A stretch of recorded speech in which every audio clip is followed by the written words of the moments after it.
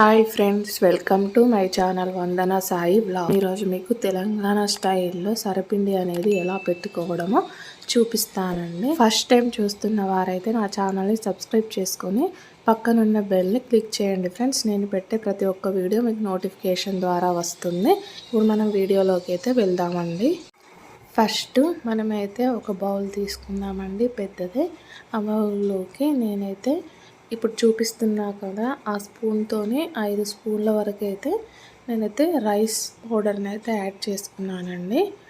Next మనకి ఇప్పుడు మనం బియ్యం పిండిలో యాడ్ చేసుకోవడానికి 5 పచ్చిమిర్చీలు, కొంచెం కొత్తిమీర, ఉల్లాకు, కరివేపాకు అయితే తీసుకున్నానండి. పచ్చిమిర్చి మాత్రం గ్రైండ్ చేసి అంటే మిక్సీ చేసి వేసుకుంటున్నాను.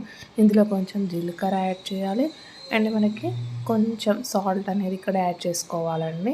ఇప్పుడు మిక్సీ పట్టేసి పక్కన పెట్టేసుకుందామండి దాన్ని.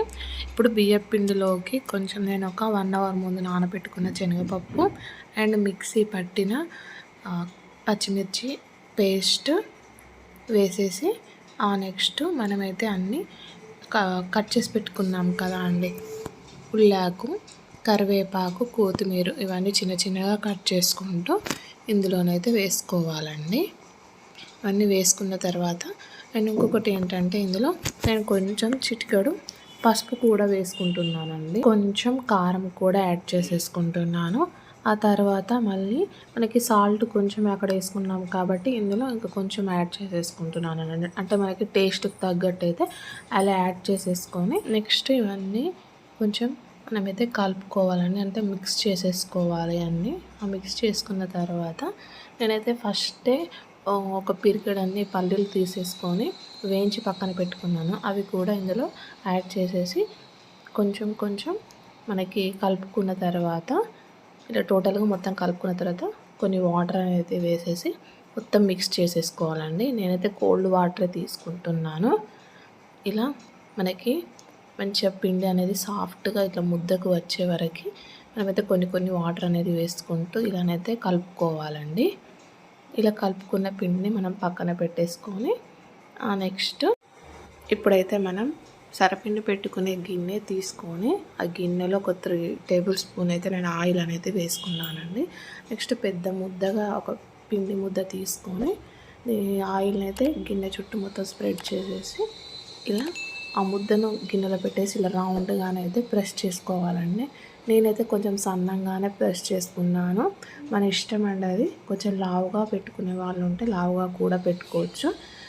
ఇలా సన్నంగా పెట్టుకుంటే బాగుంటుంది అనేసి నేనైతే ఇలా సన్నంగా పెట్టేశానండి. నెక్స్ట్ మనకైతే ఇక్కడ చిన్న చిన్నగా హోల్స్ అనేటివి అయితే చుట్టూ పెట్టేసుకోవాలండి. మనకి మ్యాక్స్ ఎన్ని హోల్స్ వస్తే అన్ని హోల్స్ అనేటివి దగ్గరగా ఇలా పెట్టేసుకోవాలండి. ఈ హోల్స్ మధ్యలో మనం ఇప్పుడు కొంచెం ఆయిల్ అనేది ఇలా వేసుకోవాలి. వేసుకున్న తర్వాత మనకైతే స్టవ్ ఆన్ చేసేసుకొని ఆ స్టవ్ పైన ఈ గిన్నెని అనేది పెట్టేసి ఇలానైతే కొంచెం ఉడకనియాలి. 5 to 10 మినిట్స్ అయితే ఇలా ఉడికిన తర్వాత మన వెనక వైపు మొత్తం మనకైతే ఉడికిన తర్వాత కొంచెం పైకి అనేది లేస్తుందండి మనకి. ఇలా నేను చూపిస్తున్నట్టు వీడియోలో ఇలా లేచిన దాన్ని మనం కొంచెం సరాతం పెట్టి దీన్ని అయితే తీయాలండి. తీసి మళ్ళీ ఇంకొక వైపు కూడా మనం కాల్చుకోవాలండి. కొంచెం చూస్తున్నారు కదా, ఇలా చూసారు కదా నేను ఇలా టర్న్ చేశాను. ఆ టర్న్ చేసినాక మనకి ఈ సైడ్ ఎంత ఉడికిందో మళ్ళీ నెక్స్ట్ మనం టర్న్ చేసిన తర్వాత కూడా కొంచెం కొంచెం ఉడకాలండి. ఉడికిన తర్వాత మనమైతే తీసేసుకొని సర్వింగ్ ప్లేట్లో సర్వ్ చేసుకోవడం అండి. ఎంతో రుచిగా ఉండే తెలంగాణ స్టైల్ సరపిండి అనేది రెడీ అయిపోయిందండి. ఇక టేస్ట్ చేయడమే మనకి మిగిలింది. సూపర్గా ఉంటుందండి. ఈ వీడియో కనుక మీకు నచ్చినట్లయితే లైక్, షేర్, సబ్స్క్రైబ్ చేయండి అండ్ కమెంట్ కూడా చేయండి ఫ్రెండ్స్. మరిన్ని వీడియోస్ కోసం నా ఛానల్ సబ్స్క్రైబ్ అయిపోండి.